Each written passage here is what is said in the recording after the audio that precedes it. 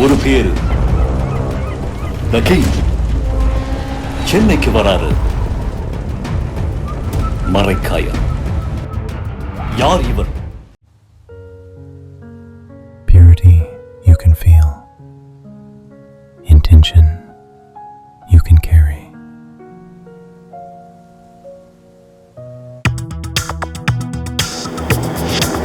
Delivering smiles all around the professional careers. Reach us to reach them. இந்த by எலெக்ஷன்ஸ்லாம் வெற்றி ஷூராக அவர் அடையணும்னு நினைக்கிறாரு, விரும்புகிறாரு. அது அவருடைய அந்த சட்டசபையில் அவருடைய எண்ணிக்கையை கொஞ்சம் அதிகப்படுத்தும். அங்கே வந்து ஒரு ஆளை நிறுத்துவேன்னு வேறு சொல்லியிருக்கார் பாருங்க. என்டிஏவோட வந்து டிஎம்கே, அதாவது முதல்ல சப்போர்ட்டுன்ற மாதிரி. திரிணாமுல் காங்கிரஸும் இப்போ பாஜகவை நெருங்குகிறது, இந்த பக்கம் திமுகவும் பாஜகவை நெருங்குகிறது. இப்போ இந்தியா கூட்டணிக்கு தான் ஒரு சங்கடமான நிலைமை.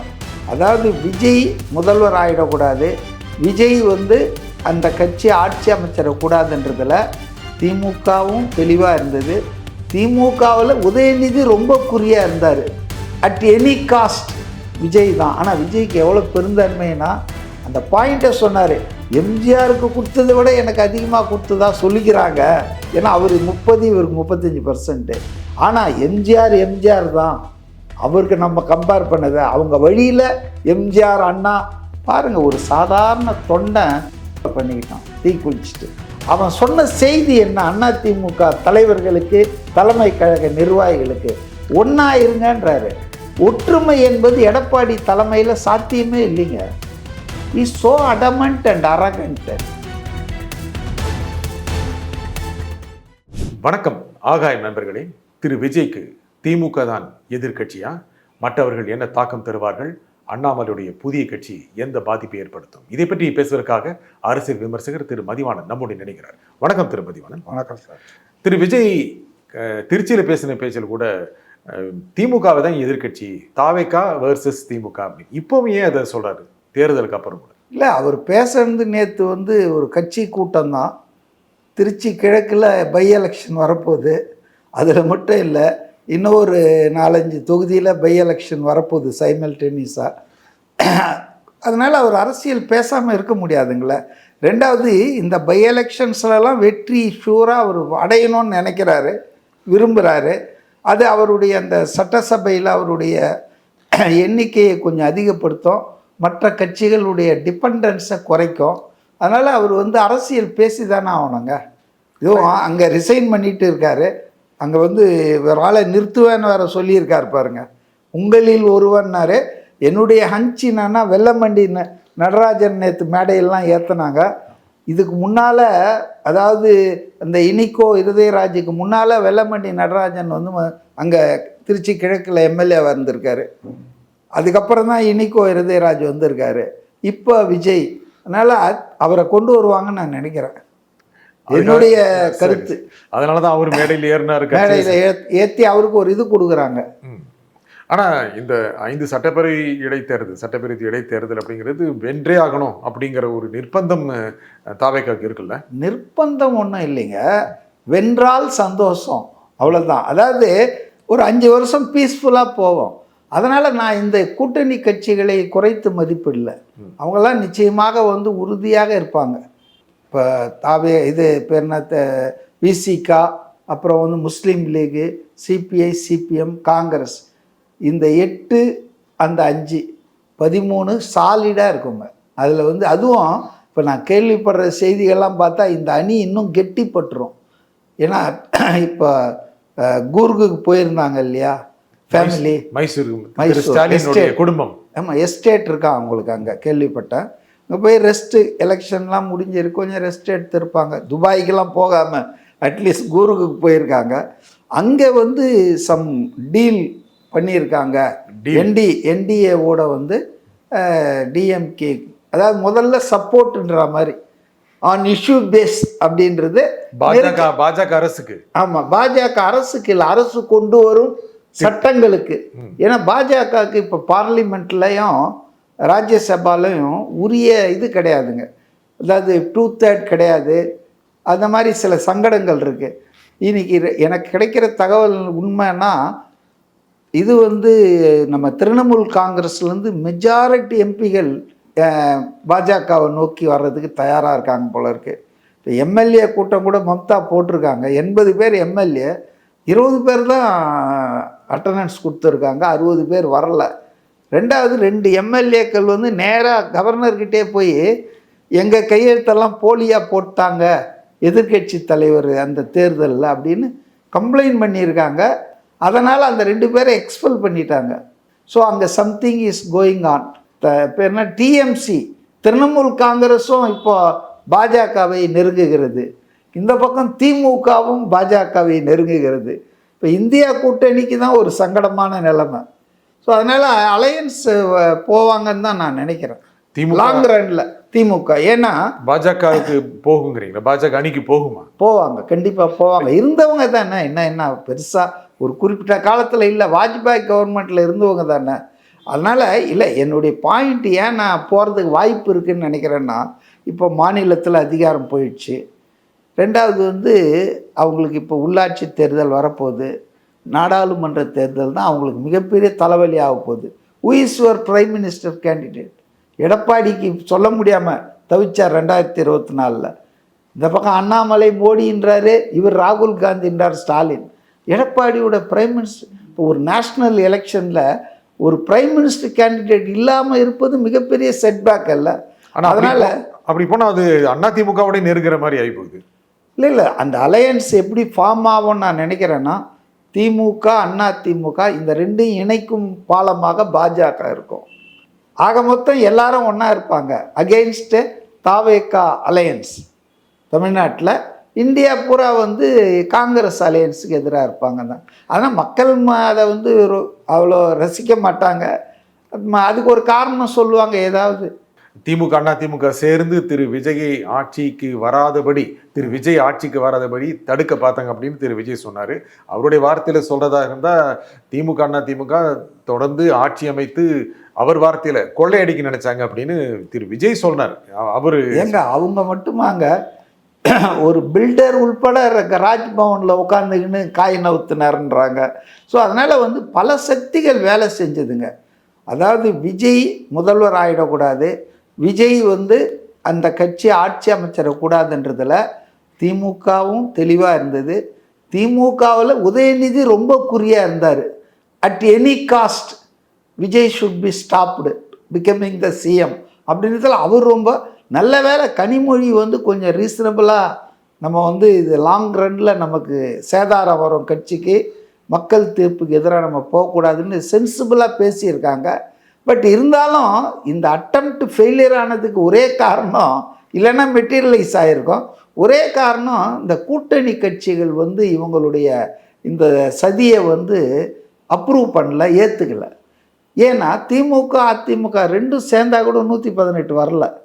அப்புறம் எப்படி இவங்க வந்து இது பண்ண முடியும்? அப்போ திமுக கூட்டணி கட்சிகள் அதிமுக கூட்டணி எல்லாம் சேர்ந்தாதான் அந்த 118, ஏன்னா இவங்க 120 கிட்ட போயிட்டாங்க. ஸோ அதனால் வந்து அதுதான் அவங்கள வந்து அந்த முயற்சி அபார்ட் ஆக காரணமே தவிர, அதுக்கு தான் பிளான் பியை போட்டார் ஸ்டாலின். இது எடப்பாடியை நீங்கள் விரும்பலை, ரைட்டு, திருமாவளவன் உங்காலேயே போடுறோம் வாங்க, அவரை முதல்வராக்கும் தலித்துனாங்க. பட்டு ஃபார்ச்சுனேட்லி இடதுசாரிகள் அவங்கெல்லாம் இந்த இதுக்கு வலைக்கு விழ. திரு விஜயுடைய பேச்சை வச்சு பார்க்கும்பொழுது அவருடைய இந்த ஒரு 21 நாளில் 22 23 நாள் என்ன செய்ய முடியுமோ ஒரு மாதத்தில் அது செஞ்சுருக்கேன் அப்படின்னு ரொம்ப ஒரு ஹம்பிளாக சொல்லிட்டாரு. ஆனால் செய்யாதது நிறையா இருக்குது. முக்கியமாக அவரே அது முழுமைப்படுத்தலை. முக்கியமாக பயிர்க்கடன் தள்ளுபடியில் யாருமே திருப்தியாக இல்லை. இது வந்து துவக்கம் தான் சொன்னார் அவர், இது ஒரு பிகினிங் தான் சொன்னார். முழுசாக நான் நிறைவேற்றிட்டேன்னு சொல்ல, இது ஒரு பிகினிங் தான் சொல்லியிருக்காரு. அதனால் நான் என்ன நினைக்கிறேன்னா, இட் வில் கண்டினியூ. ஏன்னா நிதி நிலைமையை பார்க்கணும். ஒயிட் பேப்பர் 2 வீக்ஸில் அவர் மரிய வில்சன் சார் சொல்லியிருக்காரு, நிதியமைச்சர், அது வரணும். அப்புறம் பட்ஜெட் போட போகிறாங்க இவங்க. அப்புறம் கவர்னர் உரை ஒன்று இருக்குது இல்லையா, சட்டமன்ற கூட்டத்தில், அதில் தானே உங்களுக்கு ரோட் மேப் காட்டுவாங்க. இந்த ஓராண்டுக்கு வந்து என்னெல்லாம் பண்ண போகிறோம், என்ன ப்ரியாரிட்டி, இதெல்லாம் செய்யணுப்போ. நீங்கள் தப்பாக நினைக்கக்கூடாது, எல்லா உறுதிமொழியும் முதல் வாரத்திலே நிறைவேற்றுவேன்னு அவர் சொன்னார்.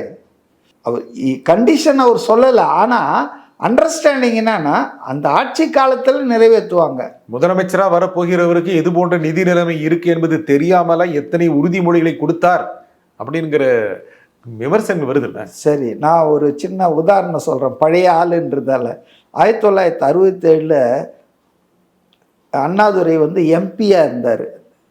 அவர் வந்து not even contested the assembly election, சட்டப்பேரவை தேர்தலில் போடல. அதாவது அவருக்கு நம்பிக்கை இல்லைன்னு வச்சிங்களேன். அவங்க ஜெயிப்பாங்கன்னு அவங்களுக்கே நம்பிக்கை இல்லை. சரி, ஜெயிச்சிட்டாங்க. அந்த தேர்தலில் அவர் என்ன வாக்குறுதி கொடுத்தார் தெரியுங்களா? ரூபாய்க்கு 3 படி அரிசி போடுவோம், அப்படி போட தவறினால் முச்சந்தியில் நிற்க வச்சு சவுக்கால அடிங்கன்னு சொன்னார். இது நான் காதால் கேட்ட விஷயம். ரைட்டு. அவர் ஆட்சிக்கு வந்தார். வந்த பிறகு தான் பார்க்குறாரு, என்னடா இது நம்ம ஏதோ சொல்லிட்டு இங்கே இருக்கிற நிலைமைன்னு. டக்குன்னு என்ன பண்ணாருன்னா, முதலமைச்சர் ஆன உடனே 1 ரூபாய்க்கு 1 படி அரிசி, அதுவும் சென்னை கோவை மாநகரத்தில் மட்டும் போடுறேன்னாரு. அப்புறம் ஒரு 2-3 வருஷம் கழிச்சு அதையும் போட முடியல. ஸோ நான் என்ன சொல்கிறேன்னா, ஆனானப்பட்ட அறிஞர் அண்ணாவுக்கே சறுக்கி இருக்குது.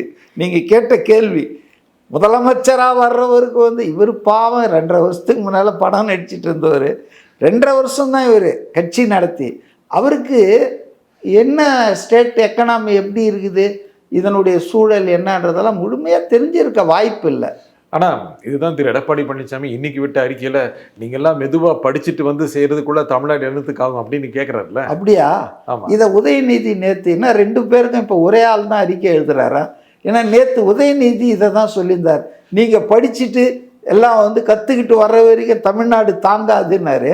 நீங்கள் சொல்கிறத பார்த்தா இப்போ ஒரே ஆள் தான் 2 பேருக்கும் அறிக்கை எழுதி கொடுக்குறாரு போல. இல்லை, அவரும் ஒரு கருத்து சொல்லார், அவரும் ஒரு கருத்து சொல்லாரு. சேம் பாருங்கள், கற்றுக்கிட்டு வந்து 2 பேருமே, இவர் துணை முதல்வராக இருந்தவர் உதயநிதி, இவர் வந்து 4 வருஷம் முதல்வராகவே இருந்தவர். 2 பேருக்கும் தெரியும் ஆட்சி நடத்துறதுன்றது அதிகாரிகள் தான். ஐஏஎஸ் ஐபிஎஸ் அது கீழே இருக்க அதிகாரிகள், அவங்க தான் ஃப்ரேம் சிவில் சர்வீஸு. அவங்க எழுதி வைக்கிறது கைட் பண்ணுறது தான். இவங்க வந்து ஓவரால் இதுதான் சூப்பர்விசரி ரோல் தான். என்னவோ ஆட்சியை நடத்த கற்றுக்கின்னு வர்ற மாதிரி இப்போ எல்லாம் கற்றுக்கின்னு தான் வந்தாங்களா? அதெல்லாம் ஒன்றும் கிடையாதுங்க. இதெல்லாம் தெரிஞ்சும் இப்படிலாம் பேசுகிறாங்க பாருங்க. ஆனால் அந்த எதிர்கட்சி அதை சொல்ல தானே செய்வாங்க. ஒரு முதலமைச்சர் பேசுகிறாருன்னா இல்லை, எதிர்கட்சி வந்துங்க அவங்க ஆளுங்கட்சியாக இருந்தவங்கன்றதை மறந்துட்டுலாம் பேசக்கூடாது. ஒரு கட்சி ஆட்சி அமைச்சா ஒரு சஃபிஷியன்ட் டைம் கொடுக்கணும் டு செட்டில் டவுன். ஆனால் வன்முறை, முக்கியமாக சட்டம் ஒழுங்கு பிரச்சனை, வன்முறை, கொலை, கொள்ளை, பாலியல் வன்கொடுமை, இதுக்கெல்லாம் டைம் கொடுக்கலாமா? எல்லாத்துக்கும் கொடுக்கணுங்க. இப்போ ஒரு ஆட்சி வந்தாச்சுன்னா அதை வந்து சரி பண்ணுறதுக்கான கால அவகாசம் கொடுக்கணும் இல்லைங்களா? அவங்க செட்டில் டவுன் ஆகிறது மட்டும் இல்லை. இப்போ தான் டிஜிபியே போட்டிருக்காரு 3 நாளைக்கு முன்னால். இவங்க வந்து 1 வருஷமாக டிஜிபியே போடாமல் டெம்பரரியாக இன்சார்ஜ் எல்லாம் போட்டு சட்டம் ஒழுங்கு சீரழிஞ்சு போயிருக்கு. இப்போ இந்த 10 நாளில் நடக்கிற கொலை, கொள்ளை, கற்பழிப்புக்கெல்லாம் விஜய் பொறுப்புன்னு சொல்றது ரொம்ப அதிகம். பொறுப்புன்னு யாரும் சொல்லல, அது கட்டுப்படுத்தலையே. அது கட்டுப்படுத்த காவல்துறை அமைச்சர் இல்லை, கட்டுப்படுத்துறதுக்கு தான் முயற்சி தொடங்கி இருக்காங்க. நீங்க எடுத்த ரிசல்ட் வர்றதுக்கு கொஞ்ச நாள் ஆகுங்க. இது நீ அட்டம்ப்ட் நீங்க என்னதான் எடுத்தாலும் கூட அது வந்து ரிசல்ட்டை நீங்க காட்டுறதுக்கு it will take some time. திரு விஜய் பேசின பேச்சில் சொல்றாரு, போதை கலாச்சாரம் கடைசி வரைக்கும் போயிடுச்சு, அதுக்கு முதல்ல இந்த அரசு தான் காரணம் அப்படின்னு. இந்த சட்டம் ஒழுங்கு பிரச்சனைக்கு அதை காரணம் காட்டுறாரு. உண்மையை தானே சொல்கிறாங்க. அதாவதுங்க ஸ்கூல் வரைக்கும் கஞ்சா போயிடுச்சுங்க.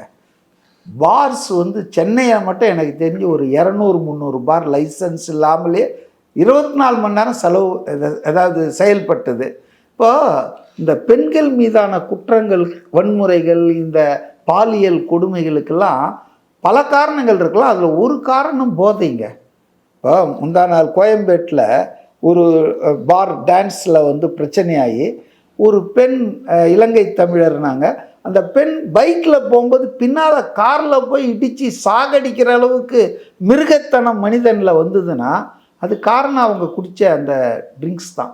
அப்போ போதை கலாச்சாரத்தில் தமிழ்நாட்டை மூழ்கடித்து வச்சவங்க, நான் திமுக ஆட்சி மட்டும் சொல்ல, கடந்த 10-15 வருஷமாகவே இது போயிட்டுருக்குங்க, ரெகுலராக ஆயிடுச்சுங்க. அப்போ இதை வந்து ஒரே நாளில், ஒரே வாரத்தில், 10 நாளில் சரி பண்ணணும்னு நினைக்கிறது முட்டாள்தானங்க. எப்படியாப்பட்ட நிர்வாகியாலும் இதெல்லாம் செய்ய முடியாதுங்க. It needs some time. Trichy கூட்டத்துல ஒரு பிரச்சாரம் மாதிரியே தான் இருந்தது. நீங்க ஏற்கனவே சொன்னீங்க எலெக்ஷன் வருது, பிரச்சாரம் தான். ஆனா முக்கியமாக அவருடைய சாதனைகளை சொல்லவில்லை, என்ன செய்ய போறாங்கன்னு தெளிவு வரல. இதெல்லாம் யார் அவருக்கு சப்போர்ட் பண்ணிட்டு இருந்தாங்களோ அவங்ககிட்ட ஏமாற்றத்தை கொடுத்துருக்கா இல்லையா? இல்லை அப்படியெல்லாம் எனக்கு ஒன்றும் ஏமாற்றம்லாம் கொடுத்தா மாதிரி தெரில, உற்சாகம்தான். நீங்கள் பாருங்கள், சாதாரணமாக எலெக்ஷன் டைமில் அந்த பிரச்சாரத்துக்கு தலைவர்களுக்கு இருக்கிற மக்கள் கூட்டம் அதோட முடிஞ்சிடும். அதுக்கப்புறம் அவரே போனார்னா கூட அவ்வளோதான், நார்மலாக போவாங்க. நேற்று பார்க்குறேன் நான், ஏர்போர்ட்லேருந்து அந்த சென்ட் ஜோசப் காலேஜ் காம்பவுண்டுக்கு 10 கிலோமீட்டர்ஸ் இருக்கும்னு நினைக்கிறேன். அந்த 10 கிலோமீட்டர்ஸ் நெடுகிலையும் இந்த வெயில், திருச்சியுனோ அது ஒரு அதிகமாக வெப்பம் அடையக்கூடிய ஒரு இடம். ஏராளமான பெண்கள், ஆண்கள், குழந்தைகள் வராதிங்கன்னு சொன்னால் கூட வந்துருக்காங்க. அவ்வளோ கூட்டம். இது மாதிரி ஒரு பாப்புலர் சீஃப் மினிஸ்டரு எம்ஜிஆருக்கு அடுத்தது, ஈவன் ஜெயலலிதாவை நான் பார்த்ததில்ல, விஜய் தான். ஆனால் விஜய்க்கு எவ்வளோ பெருந்தன்மைனா அந்த பாயிண்ட்டை சொன்னார், எம்ஜிஆருக்கு கொடுத்ததை விட எனக்கு அதிகமாக கொடுத்ததா சொல்லிக்கிறாங்க. ஏன்னா அவர் 30, இவருக்கு 35%. ஆனால் எம்ஜிஆர் தான். அவருக்கு நம்ம கம்பேர் பண்ணதை அவங்க வழியில் எம்ஜிஆர், அண்ணா, காமராஜ் வழியில் வர தொண்டர் நான் அப்படின்னு ரொம்ப சிம்பிளிஃபை பண்ணார். எம்ஜிஆரோட போய் அவர் ஃபோக்கஸ் பண்ணிக்கல. நான் இப்போதே எம்ஜிஆர்லாம் சொல்ல, ஆதவர்ஜுனா சொன்னார் பாருங்க, இதுதான் இப்போ நவீன அதிமுக தான் தாவேக்கான்னு சொன்னார். புதிய அதிமுக தான் தாவேக்காண்டார். என்ன பேசுகிறார் அவர்? திமுக என்னைக்கு இருந்தாலும் ஒரு சமயத்துல இணைந்து கூட்டணி அமைத்து இந்த இடைத்தேர்தலை சந்திப்பாங்க நினைக்கிறீங்களா, இல்ல திமுக அதிமுக தனியா போட்டிட்டு தான் சந்திப்பாங்க நினைக்கிறீங்க? இல்லைங்க, ஒன்னா சேருவதற்கான வாய்ப்புகள் இருக்கு. கூட்டணின்னு இல்லை, 2 கட்சியுமே ஒரு கட்டத்துல ஒன்னா சேருவதற்கான வாய்ப்புகள் தான் அதிகமா இருக்குது. 4ஆம் வட்டத்துல நாளைக்கே நடக்காதுங்க. முன்னால் உங்களுக்கு தெரியும், ஒரிசாவில் ஸ்ட்ராங் மேனாக இருந்த பட்நாயக்கு, பிஜு பட்நாயக் ட்ரைடு எதுக்கியா ஒரு பர்சனாலிட்டி கிளாஸில் தாங்க அந்த கட்சியை உடைஞ்சது. இவங்களும் அண்ணான்னுவாங்க, இவங்களும் பெரியார்னுவாங்க, எல்லாம் ஒன்று. எம்ஜிஆருக்கும் கருணாநிதிக்கும் இருந்த பர்சனாலிட்டி கிளாஸில் தான் அது உடைஞ்சது, வேறு எந்த ஒரு வித்தியாசமும் இல்லை. அதனால் அவங்க 2 பேரும் எப்படி சிபிஐ சிபிஎம் தனித்தனியாக இருக்கிறதுக்கு எந்த நியாயமும் இல்லையோ, காரணமும் இல்லையோ, அதே மாதிரி திமுக அதிமுக ஒன்றா ஆகலாம் தான் நினைக்கிறேன். அது 4ஆம் வட்டத்தில் நடந்துரும்னு நினைக்கிறேன். ஆனால் அது நடக்கும்போது பலமாக இருக்கும்ல? இல்லை, பலமாகவும் இருக்கும், பலவீனமாகவும் ஆகிடும். ஏன்னா ஏன் சொல்கிறீங்க? எப்படின்னா, திமுகவை எதிர்த்து அதிமுகவில் இருக்கிறவங்க, அதிமுகவை எதிர்த்து திமுகவில் இருக்கிறவங்க, இவங்கெல்லாம் வெளியே வந்துடுவாங்க.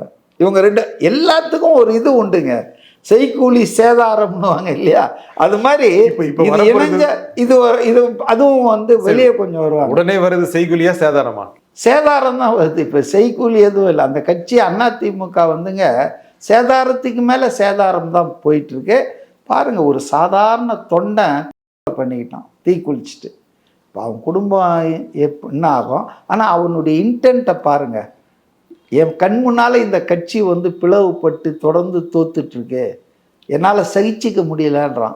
இப்போ அந்த உணர்வு ஏன் எடப்பாடிக்கு வரமாட்டேங்குது? எடப்பாடி போய் அங்கே மாலை போட்டார், 55 லட்சம் ரூபாய் ஏதோ நிதி கொடுத்துட்டார், அதெல்லாம் விடுங்க. அவன் சொன்ன செய்தி என்ன? அதிமுக தலைவர்களுக்கு, தலைமை கழக நிர்வாகிகளுக்கு ஒன்றா இருங்கன்றாரு. ஒற்றுமை என்பது எடப்பாடி தலைமையில் சாத்தியமே இல்லைங்க. Is so adamant and arrogant. இப்போ இத்தனை தொடர் தோல்வி வந்ததுக்கப்புறம் ஸ்டாலின் மாதிரி அவர் தானேங்க முதல்ல சொல்லியிருக்கணும், இந்த தோல்விக்கு நான் பொறுப்பேற்றுக்கிறேன். இவர் என்ன சொல்கிறாரு? 234 தொகுதியில் நான் பஸ்ஸில் போனேன்னு சொல்கிறாருல்ல, அதுக்கு கிளைம் எடுத்துக்கிறீங்கல்ல. ராத்திரி பகல்னு பார்க்காம 6 மாதமாக நான் அலைஞ்சேன்றீங்கல்ல. ஓகே, அப்போ அந்த தோல்விக்கு நீங்கள் தானே காரணம். ஆனால் அது ரொம்ப மோசமான தோல்வியான 47 இடங்கள் ஜெயிச்சது அப்படிங்கிறது இல்லைங்க. 47 எத்தனை இடங்களில் ஜெயிச்சாங்க? 2 விஷயத்தில் அது மோசமான தோல்வின்னு நினைக்கிறேன். ஒன்று, 100க்கும் மேற்பட்ட தொகுதிகளில் 3ஆவது இடத்துக்கு தள்ளப்பட்டது அதிமுக. இது மிக மோசம்னு நினைக்கிறேன். அடுத்தது, எதிர்கட்சி அந்தஸ்தையும் பறி கொடுத்துருச்சு. இப்போ திமுகவுக்கு எதிர்கட்சி அந்தஸ்து பறி போனது பழைய வரலாறு இருக்குது. விஜயகாந்த் அதை எதிர்கட்சி அந்தஸ்தை எடுத்து திமுகவை பின்னுக்கு தள்ளினார். ஆனால் அதிமுக இது வரைக்கும் எய்தர் ரூலிங் பார்ட்டி ஆர் இன் ஆப்போசிஷன் பார்ட்டி. இந்த ரெண்டுக்கு நடுவில் அது போனதே இல்லை. இப்போ எடப்பாடி காலத்தில் அதுவும் நடந்துடுச்சே. ஸோ அதனால் வந்துங்க, என்னை பொறுத்த வரைக்கும் இது ஒரு பெரிய தோல்வி தாங்க. இந்த தோல்விக்கு accountability must be, responsibility must be fixed on some one.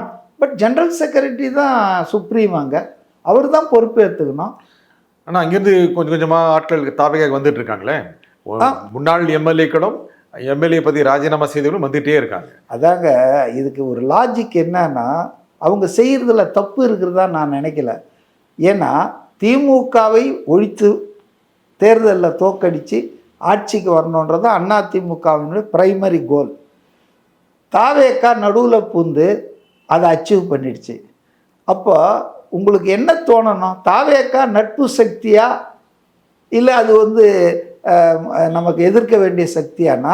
பெரும்பகுதி அதிமுக நிர்வாகிகள் என்ன நினைக்கிறாங்கன்னா, தாவேக்கா நட்பு சக்தி, அதுக்கு மக்கள் ஆதரவு இருக்குது, அது எம்ஜிஆரை போற்றுது, ஜெயலலிதாவை வாழ்த்துது, அண்ணாவை மேலே தூக்குது, திமுகவை தான் குடும்ப ஆட்சியை நம்ம எதிர்க்கிறோம், ஊழல் ஆட்சியை அப்படின்னு அவங்க நினைக்கிறாங்க.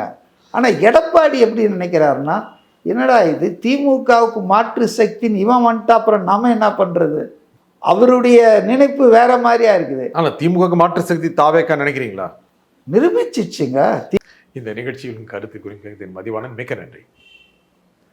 மீண்டும் ஒரு நிகழ்ச்சி சந்திப்போம். நன்றி, வணக்கம்.